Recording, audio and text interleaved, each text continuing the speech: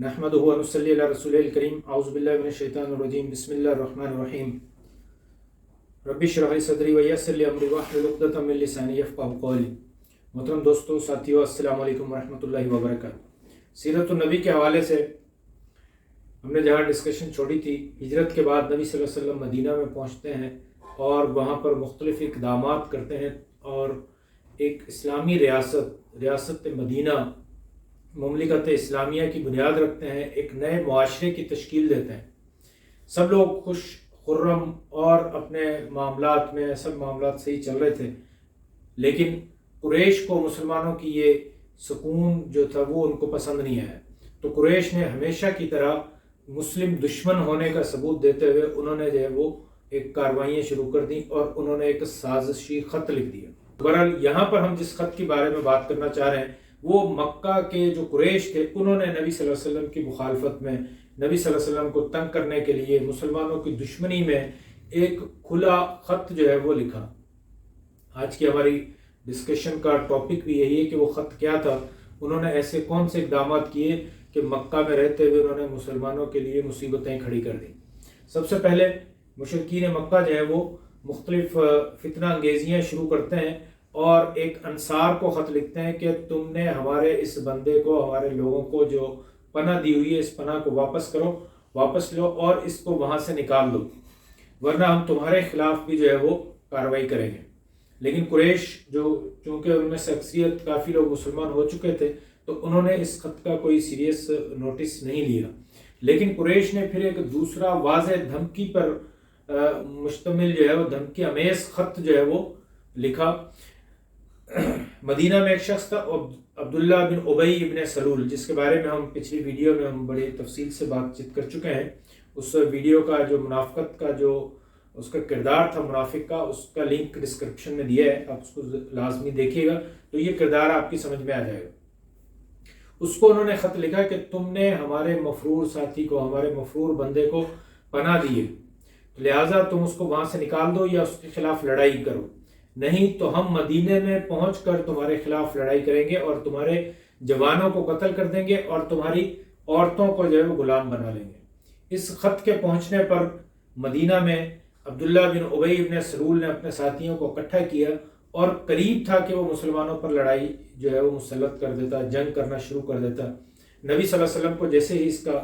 علم ہوتا ہے تو آپ صلی اللہ علیہ وسلم فوراً ان کے پاس پہنچتے ہیں۔ آپ کی یہ حکمت تھی، دور اندیشی تھی، آپ نے ان کے پاس پہنچ کر فوراً جو ہے وہ اس معاملے کو حل کرنے کی کوشش کی۔ وہاں جا کر آپ صلی اللہ علیہ وسلم ایک مختصر خطبہ دیتے ہیں، تقریر کرتے ہیں اور انہیں سمجھاتے ہیں کہ عبداللہ دیکھو، اگر تم نے یہ لڑائی شروع کی تو تم اپنے ہی لوگوں کو مارو گے، یعنی تمہارے ہی خاندان کے لوگ جو ہے وہ مسلمان ہوئے ہیں۔ اب کوئی باپ اپنے بیٹے کو مار رہا ہوگا اور کوئی بیٹا اپنے باپ کو مار رہا ہوگا، سب آپس میں کوئی بھائی اپنے بھائی سے لڑ رہا ہوگا، تو اس سے ہوگا یہ کہ تمہارے اپنے ہی ہر گھر میں صف ماتم بچ جائے گا، تو لہٰذا تم اس لڑائی سے باز رہو ورنہ تمہارا اس میں زیادہ نقصان ہوگا۔ تو یہ تقریر جو ہے وہ نبی صلی اللہ علیہ وسلم کی ان کو بڑی سمجھ میں آ جاتی ہے اور وہ لوگ وہاں سے منتشر ہو جاتے ہیں۔ تو اس طرح سے قریش کی یہ چال ایک ناکام ہو جاتی ہے اور ساتھ پھر دوسرا واقعہ یہ ہوتا ہے کہ وہ حرم کے یعنی کعبہ کے دروازے جو ہے وہ مسلمانوں کے لیے بند کر دیتے ہیں، حج و عمرے پر لوگوں کی پابندی لگا دیتے ہیں۔ سعد بن معاذ رضی اللہ تعالیٰ عنہ مدینہ سے عمرہ کرنے کے لیے جاتے ہیں، وہاں پر امیہ بن خلف کی پناہ لے کر عمرے کے لیے جب وہاں پہنچتے ہیں تو ابو جہل جو ہے وہ ان کو روک دیتا ہے اور سخت کھلی جو ہے وہ ان کے ساتھ بدتمیزی بھی کرتا ہے اور انہیں واضح الفاظ میں یہ بتا دیتا ہے کہ آئندہ سے مسلمان کوئی یہاں پر نہ آئے، ان کے حرم میں پابندی جو ہے وہ لگا دی گئی ہے، ہم نے اس پر پابندی لگا دی ہے۔ قریش مہاجرین کو کھلے الفاظ میں بار بار یہ دھمکی دیتے رہتے ہیں کہ تم اس میں مغرور نہ ہو جانا کہ تم یہاں سے بچ کر نکل گئے ہو، ہم مدینے پہنچ کر بھی جو ہے وہ تمہارا ستیہ ناش کر دیں گے، تمہیں جو ہے وہ تہس نہس کر کر رکھ دیں گے۔ یہ قریش کی صرف دھمکی نہیں تھی، انہوں نے اس پر عمل بھی کر لیا۔ جب یہ دھمکیاں ملی تو مسلمانوں کو جنگ کی اجازت دے دی جاتی ہے۔ اس سے پہلے مسلمانوں کو جنگ کی کوئی اجازت نہیں تھی۔ آپ نے دیکھا کہ مکہ میں مسلمان 13 سال تک رہتے ہیں، مدینہ میں تقریباً 1 سال ہو جاتا ہے، 6 مہینے گزر جاتے ہیں، لیکن اس کے باوجود مسلمان کوئی لڑائی نہیں کرتے۔ لیکن جب قریش اس طرح کی کھلی جو ہے وہ دھمکیاں دینے پر آ جاتے ہیں اور مدینہ پر حملہ کرنے کی چڑھائی کی کوشش کرتے ہیں، تو پھر جو ہے وہ مسلمانوں کو جنگ کی اجازت دے دی جاتی ہے۔ اللہ تعالیٰ سورہ حج میں فرماتے ہیں جن لوگوں سے جنگ کی جا رہی ہے انہیں بھی جنگ کی اجازت دی گئی کیونکہ وہ مظلوم ہے اور یقیناً اللہ ان کی مدد پر قادر ہے۔ تو اس آیت کے تحت جو ہے وہ مسلمانوں کو جنگ کی اجازت دے دی جاتی ہے۔ تو جب یہ قریش کی طرف سے یہ واضح دھمکیاں ہمیں مسلمانوں کو ملنا شروع ہو جاتی ہیں تو نبی صلی اللہ علیہ وسلم اس کے حل کے لیے ایک منصوبہ تیار کرتے ہیں۔ مشرکین کی جو سازشیں تھیں، ان کے جو خطوط تھے، ان کی جو مداخلت تھی، ان کی جو دھمکیاں تھیں، اس کے اگینسٹ میں نبی صلی اللہ علیہ وسلم منصوبہ تیار کرتے ہیں جس کے دو پہلو ہوتے ہیں۔ ایک تو نبی صلی اللہ علیہ وسلم کیا کرتے ہیں کہ جو مدینے کے ارد گرد کے جو قبائل تھے ان سے ایک معاہدہ کر لیتے ہیں، ان سے جنگ نہ کرنے کا، یعنی دوستی اور تعاون کا معاہدہ کرتے ہیں تاکہ جتنے بھی زیادہ لوگ ہیں جو ارد گرد کے لوگ ہیں وہ ان سب سے دوستیاں کر لی ہیں، تاکہ ایسا نہ ہو کہ اگر وہ حملہ کریں تو یہ لوگ بھی یہاں پر ان کے ساتھ مل جائیں۔ تو اس لیے نبی صلی اللہ علیہ وسلم سب سے جو ہے وہ معاہدہ کر لیتے ہیں، اور اسی سلسلے میں پھر یہود کے ساتھ بھی جو ہے وہ معاہدہ ہوتا ہے۔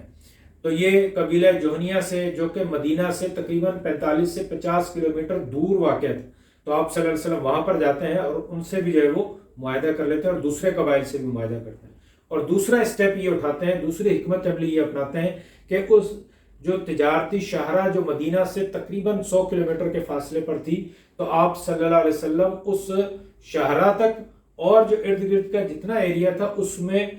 گشتی قافلے جو ہیں، یعنی جنگی ایکسپیڈیشنز جو مہمات تھیں، مہم تھی، لوگوں کے دستے جو ہے وہ بنا کر بھیجتے ہیں تاکہ لوگوں کو اس کے کچھ فائدے یہ ہوتے ہیں کہ ایک تو ایگریمنٹس معاہدے ہو جاتے ہیں، ٹریٹیز ہو جاتی ہیں، دوسرا یہ کہ دوسرے لوگوں پر جو ابھی تک جو قریش کے ساتھ تھے یا دشمن تھے یا مشرک تھے ان کے اوپر ایک دھونس بیٹھ جاتی ہے، ان کو ایک پتہ لگتا ہے کہ مسلمانوں کی حکومت اب یہاں پر قائم ہو چکی ہے۔ تو اس حوالے سے جو سرایا یا غزوہ اس کو کہتے ہیں اس جنگ میں جس میں نبی صلی اللہ علیہ وسلم خود شریک ہوں اسے غزوہ کہا جاتا ہے، اور جس میں نبی صلی اللہ علیہ وسلم صحابہ اکرام کو بھیجتے ہیں تو اسے سرایا، یعنی عام جنگ جسے جو کہتے ہیں عربی میں اس کو سرایا کہا جاتا ہے۔ تو پہلی ہجری میں پہلا سریہ جو ہے وہ سیف البحر یعنی ہجرت کے 7 ماہ بعد رمضان میں فرسٹ ہجری میں مارچ 623 میں نبی صلی اللہ علیہ وسلم یہ سریہ یعنی کچھ لوگوں کو بھیجتے ہیں۔ حضرت امیر حمزہ رضی اللہ تعالیٰ عنہ کے قیادت میں 300 کے قریب جو ہے وہ اس میں مجاہدین مسلمان شریک ہوتے ہیں اور اسے سریہ سیف البحر جو ہے وہ کہا جاتا ہے۔ اس کے بعد سریہ رابع جو کہ شوال میں، پھر سریہ خرار، غزوہ ابوا یا ودان اسے کہا جاتا ہے، پھر مدینہ میں سعد بن عبادہ کو اپنا قائم مقام مقرر کر کے نبی صلی اللہ علیہ وسلم بھی اس غزوے میں شریک ہوتے ہیں صفر 2 ہجری میں۔ تو آپ 15 دن کے بعد جب آپ کی واپسی ہوتی ہے تو مدینہ میں سعد بن عبادہ جو ہے وہ آپ صلی اللہ علیہ وسلم کے نائب کے طور پر جو ہے وہ کام کرتے ہیں۔ اسی طرح سے پھر غزوہ بوات ربیع الاول 2 ہجری میں، غزوہ صفوان ربیع الاول 2 ہجری میں ہوتا ہے، اور پھر آخرکار جو خطرہ تھا مشرکین کا انہوں نے اس کو عملی جامہ پہنایا، مشرکین نے مسلمانوں پر چڑھائی کی اور مسلمانوں میں جا کر جو ہے وہ اسٹرائک کرتے ہیں، اور اس کی وجہ یہ بنتی ہے قرظ بن جابر فہری ایک قریش کے شخص تھے، وہ مدینہ کے قریب ترین پہنچ کر قریب مدینہ کی چراگاہ میں چھاپا مار کر کچھ مویشیوں کو مار دیتے ہیں اور کچھ مویشیوں کو لوٹ کر وہ چلا جاتا ہے۔ یہ ایک سمجھ لیں کہ وہ واقعہ تھا جو انہوں نے اسٹرائک کی مدینہ کے اندر آ کر، یعنی وہ انہوں نے جو دھمکی دی تھی کہ مدینہ میں پہنچ کر ہم آپ کو ماریں گے، تو وہ مدینہ تک پہنچ جاتے ہیں۔ یہی وہ وجہ بنتی ہے جس کے بعد پھر غزوہ بدر کا جو مارکہ جو ہے وہ پیش آتا ہے۔ اس کے بعد غزوہ ذی العشیر جمادی الاول و جمادی الاخر یعنی 2 ہجری میں جو ہے وہ یہ ہوتا ہے، اور پھر 8واں جو ہے وہ سریہ نخلا رجب 2 ہجری میں یہ واقعہ پیش آتا ہے۔ غزوہ بدر سے پہلے تقریباً 8 جو یہ سریے یا غزوات ہوتے ہیں، لیکن ان 8 میں جو ہے وہ کوئی ایک بھی کسی میں کوئی قتل و غارت گری نہیں ہوتی، یعنی کہیں پر بھی جو ہے وہ دشمنوں سے ڈائریکٹ آمنا سامنا نہیں ہوتا، اور آپ یعنی مسلمانوں کی اور قریش کی کہیں لڑائی نہیں ہوتی، جب تک کہ مشرکین جو قرظ بن جابر فہری کی قیادت میں جو وہ آتے ہیں اور وہ لوٹ مار کر کے جاتے ہیں، مسلمان اس کے پیچھا کرتے ہیں لیکن وہ پھر بھی وہاں سے نکل جاتا ہے۔ تو اس واقعے سے قرظ بن جابر فہری کے واقعے سے جو وہ پہلی دفعہ مسلمانوں پر یہ حملہ کیا گیا، اور اس جنگ کی یہ جو بعد میں اتنی جنگیں ہوئی ہیں ان جنگوں کی ابتدا بھی قریش کی طرف سے قرظ بن جابر کی طرف سے ہی کی جاتی ہے۔ یہ وہ چند تھوڑے سے حالات تھے جو آگے چل کر غزوہ بدر کے حوالے سے جو ہے وہ اس کے جو پیش خیمہ بنے، یعنی مشرکین نے مسلمانوں کا سکون کو تباہ کرنے کے لیے سازشی خطوط بھی لکھے، مختلف سازشیں کی، عبداللہ بن ابی بن سلول کو بھی اپنے ساتھ ملا لیا، اور ایون کے مدینے پر پہنچ کر چڑھائی بھی کی، مدینے کے پر اسٹرائک بھی کیا انہوں نے۔ تو اس کے جواب میں پھر مسلمانوں نے آگے پھر لڑائیاں شروع کی تھی۔ یہی ایک جو ہے وہ